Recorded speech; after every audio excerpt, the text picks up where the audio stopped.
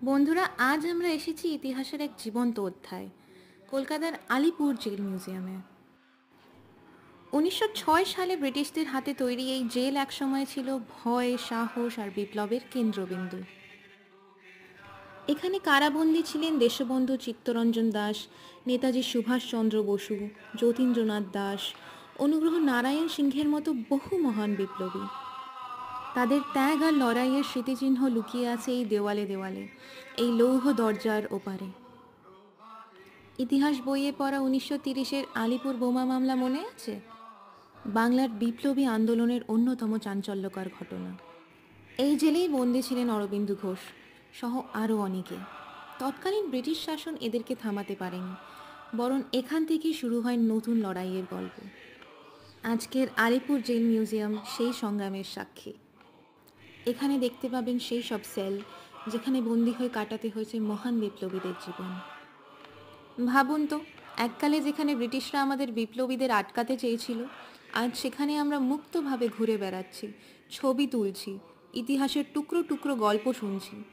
কেমন অদ্ভুত একটা ইয়ার্কি, তাই না? কিন্তু মজার ব্যাপার এখানেই শেষ নয়।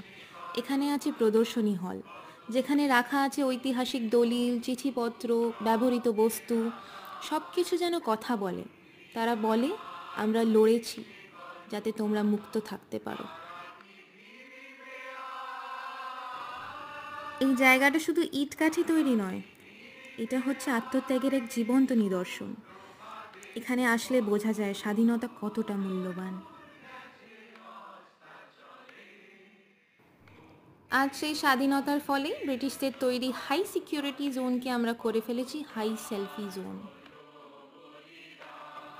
ভাবুন তো, এককালে যেখানে ঢুকলে শুধু কড়া পাহারা, শৃঙ্খল আর নির্জন কারাকক্ষ, আর এখন বাপ রে বাপ, লাইন দিয়ে ঢুকে দেখতে হচ্ছে। কিছুটা খারাপই বোধ হয় এগুলো দেখে। আমার মতে কিছু কিছু জিনিস না আন্ডার রেটেডই ভালো। অত বেশি হাইপ সব জিনিসে মানায় না, কারণ যারা বোঝে না বা যারা এই দেয়ালের পেছনে লুকিয়ে থাকা ত্যাগের মাহাত্ম্য দেয় না, তাদের জন্য নয় এই জায়গা। বা কোন স্ট্যাচু বা ফিগারের মুখটা ঠিক আসেনি সেটা দেখে হাসা, না, তাদের জন্য সত্যি নয় এই museum. Last but not the least, light and sound শোটা প্লিজ মিস করো না, টোটালি ওয়ার্থ ইট।